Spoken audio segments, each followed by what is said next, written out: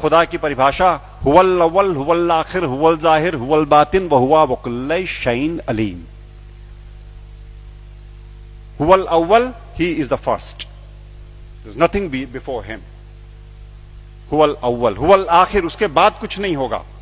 वो परवरदिगार वो है जिसके आगे कुछ नहीं होगा, उसके आगे कुछ है नहीं।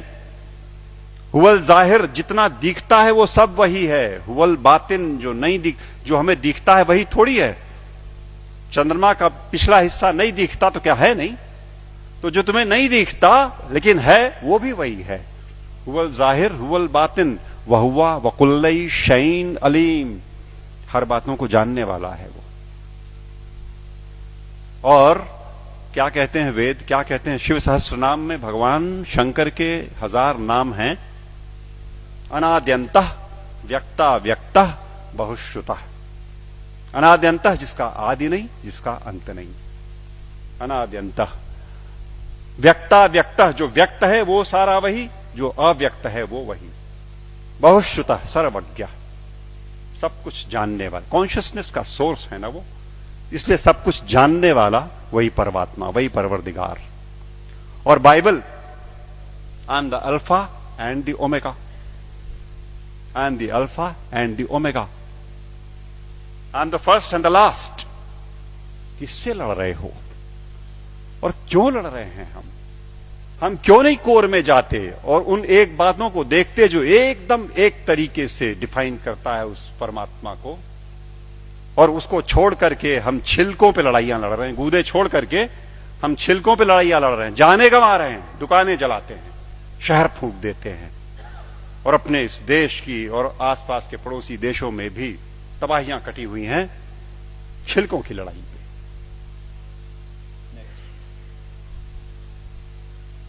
सूफी फकीर कहता है अन अल हक, ट्रांसलेटेड इट मीन्स अहम ब्रह्मास्मि, आई एम द सेम। अन अल हक, ये सूफी फकीर बोलते हैं। लेकिन हम हैं कि लड़ने से बाज नहीं आने वाले।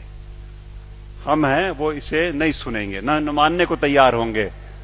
वो वही बात होली बाइबल जब कहती है कि I am the way the truth and the life, no one cometh unto the father but by me. But by me means through the soul, जो हमारे अंदर वो ज्योति का पुंज है, उसी के थ्रू रास्ता अंदर जाएगा।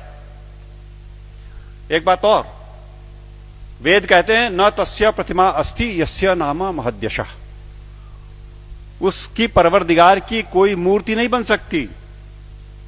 वेद कहते हैं निराकार ब्रह्म को जब परिभाषित करते हैं तो कहते हैं न तस्य प्रतिमा अस्ति यस्य नामा महद्यशः। गुरुजी बैठे हुए हैं, कुछ अगर खोट हो तो टोक देंगे। वो जो मूर्ति पूजन गलत नहीं है, अपने हिसाब से उन्होंने कहा वो इनिशियल स्टेजेस में आपके लिए ठीक है, करो आप, भाव आपने वहां प्रतिष्ठा की, आपको परिणाम देगा। लेकिन सच मायने में जो निराकार पर ब्रह्म है उसकी मूर्ति वूर्ति नहीं बननी। तो बातें फिर वही सारी की सारी, जहां एका है वो देखेंगे नहीं, जहां झगड़ा है वहां बैठे हुए हैं, वहां हथियार निकाल लिए हैं। नेक्स्ट, सच बात तो यह है कि आज की दिक्कत यह है कि ये अधर्म जो है ये धर्म के रूप में चला आया है। समस्या ये हो गई, जो नहीं करने लायक बातें हैं उन्हें हम मानते हैं कि ये धार्मिक है। सती प्रथा थी कभी इसी देश में ना, 6 साल की बच्ची का ब्याह कर दिया, उसे शादी पता नहीं, गुड़िया गुड्डी खेलती हुई, और वो बैठी और मिठाई खा करके बीवी बन गई, पत्नी हो गई। और बगल के गांव का लड़का 8 साल का किसी बीमारी में चला गया, अब ये सती हो गई। अब इसे चढ़ा दो किसी ढेर सारे लकड़ी के ढेर पे और लाठियों से पीट के और ढोल ढपाटे मचाते हुए सती कर दो। पागलपन। It was never a prescription of any of the religions that we have. लेकिन वो एक बार धर्म मान लिया लोगों ने तो अपनी बेटियों को जला दिया। दिक्कत तब है जब देश में अधर्म धर्म का लबादा ओढ़ के आता है, लड़ाई लंबी हो जाती है। हम उसे धर्म मानते हैं जो अधर्म है। अभी चल रहा है, मैंने कैंपेन किया जबलपुर में, एंटी क्रैकर कैंपेन। दिवाली पे मर्यादा पुरुषोत्तम भगवान राम के आगमन के नाम पे ये देश, विश्वनाथ जी, 6000 करोड़ रुपए का बारूद अपने आसमान में भरता है। 6,000 करोड़ का बारूद उस देश में जहां दिवाली के दिन करोड़ों के हाथ में एक बताशा नहीं और एक दिया नहीं। अधर्म। जुआ खेलते हैं, शराब पीते हैं, दिवाली में लक्ष्मी जी प्रसन्न हो जाएंगी जुआ खेलने से। What a madness is that. लेकिन चल रहा है। अधर्म जब धर्म का लबादा ओढ़ के घुसेगा समाज में तो नहीं निकलेगा आसानी से। और अगर वो निकलेगा आपके प्रयास से, आप जगे हुए लोग हैं, आपके प्रयास से जाएगा। राह चलतों के प्रयास में से वो बात नहीं आनी, वो समझ ही नहीं सकते। या आप सुन तो रहे हो, आप शायद समझ भी जरूर रहे होगे। इस देश का एक बड़ा हिस्सा इन बातों को न सुन पाएगा न समझेगा। धैर्य नहीं उसके पास, समझ भी नहीं उसके पास। और आवश्यकता इस बात की है कि अधर्म जब धर्म का लबादा ओढ़ के आए तो पहचान के इग्नोर कर दो। लड़ाई नहीं लड़नी, आवश्यकता नहीं उससे लड़ाई की। It only needs to be ignored and probably that will do the trick next. सच बात तो यह है कि हम, जैसा मैं कह रहा था, कि हम छिलकों की लड़ाई में लगे हुए हैं, गूदे की ओर ध्यान नहीं दे रहे। और मेरे घर पे मैं शाम को आसपास के मोहल्ले के गरीब बच्चों को पढ़ाता हूं, थोड़े से। उन्हें रोज एक टॉफी एक बच्चे को देता हूं, उनको इनकरेज करने को कि वो आए। और वो अब जाके थमा है कुछ दिनों पहले, वरना रोज का झगड़ा था। एक टॉफी लाल रैपर में, हरे रैपर में, पर्पल रैपर में।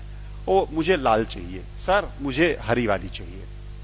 लड़ने पे आमादा आपस में। और जिसे हरी मिल गई वो उछलता है, अंदर बिल्कुल एक चीज, लेकिन वो रैपरों की लड़ाई में परेशान। हमारा सारा देश आज इस धार्मिक रैपर की लड़ाई में गुथा हुआ।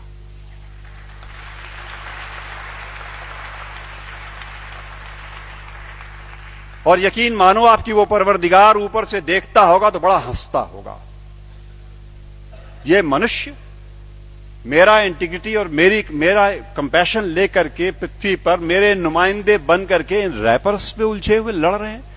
और ये मेरे घर की छत के बच्चे तो चलो खाली आवाज कशी करते हैं, यहां तो चाकू लगा देते पेट में, यहां तो जान मार देंगे, दुकानें जला देंगे, शहर लूट लेंगे।